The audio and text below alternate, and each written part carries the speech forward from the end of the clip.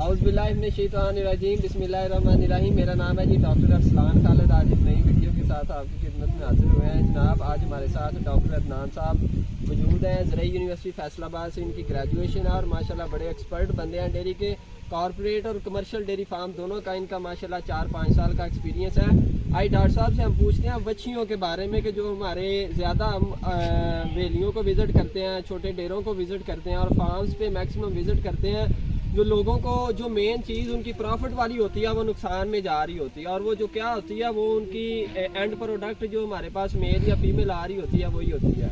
आज हम डॉक्टर साहब से पूछेंगे कि डॉक्टर साहब आप किस तरह अपनी बच्चियों को बच्चों को आप उनको ग्रोथ करवाते हैं, आप कौन कौन सी उनको वैक्सीन करवाते हैं, क्या प्रोटोकॉल आप यूज़ करते हैं तो आपको माशाल्लाह 100% रिजल्ट आते हैं। अस्सलाम वालेकुम डॉक्टर साहब। वालेकुम अस्सलाम। सबसे तो पहले डॉक्टर साहब आपका बहुत शुक्रिया, आपने हमें टाइम दिया।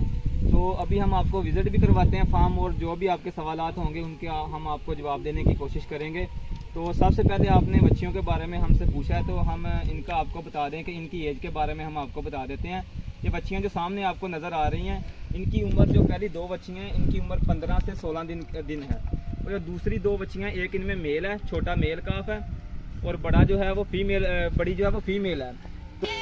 अच्छा डॉक्टर साहब, मैं सबसे पहले तो आपसे ये पूछूंगा कि जब बच्ची या बच्चा आपके पास पैदा होता है तो आप सबसे पहला काम क्या करते हैं, इनको कितना दूध पिलाते हैं? क्योंकि हमारे फार्मर हजरात जो ज़्यादा है वो जब तक जानवर उनकी माँ जो होती है वो जेर नहीं फेंक देती तो इसको दूध नहीं पिलाते।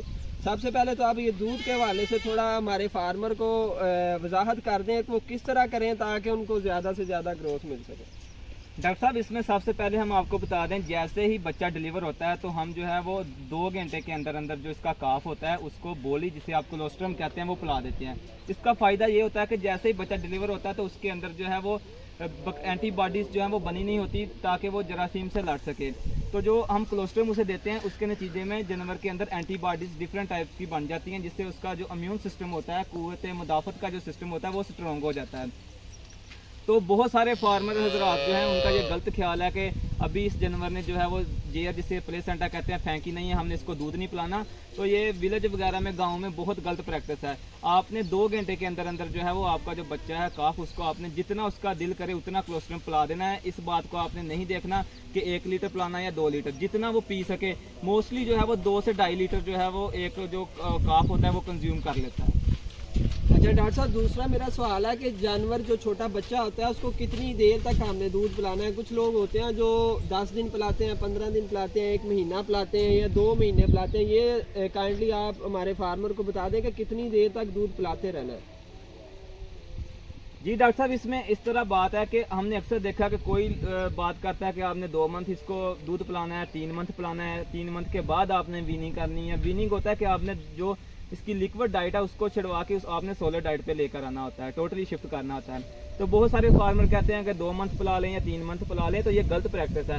आपने जो एनिमल है उसको, जो आपके पास काफ हैं, उनकी आपने जो वीनिंग करनी है वो आपने वेट के हिसाब से करनी है। यानी कि अगर आपका जो काफ है वो 80 से 90 किलो का हो गया तो फिर आपने वीनिंग करनी है, बेशक उसकी उम्र उस वक्त 1.5 मंथ है या 2 मंथ है। आपने कभी भी उम्र को देखकर वीनिंग नहीं करनी। ये बहुत सारी गलत प्रैक्टिस हैं जो हमारे रिवायती तरीके से फार्मर जो फार्मिंग कर रहे हैं वो इस प्रैक्टिस को अपना रहे हैं। लेकिन अब जो मॉडर्न जो तरीका है उसमें आपने सिर्फ वेट को देखना है, 80 से 90 किलो वेट हो जाए। और दूसरी बात जो है वो आपका जो काफ है वो काफ स्टार्टर जो है वो 1 kg से ज़्यादा जो है वो कंज्यूम करने लग जाए, यानी कि वो 1 किलो से लेकर 1.5 किलो वंडा जो है वो खाना स्टार्ट कर दे। उसके बाद आपने वीनिंग करनी है। सिर्फ इन 2 चीज़ों का ख्याल रखना है, एक तो आपने उसके वजन का ख्याल रखना है और दूसरा काफ स्टार्टर का ख्याल रखना है कि वो 1 से 1.5 किलो जो है वो काफ स्टार्टर डेली कंज्यूम करना स्टार्ट कर दे।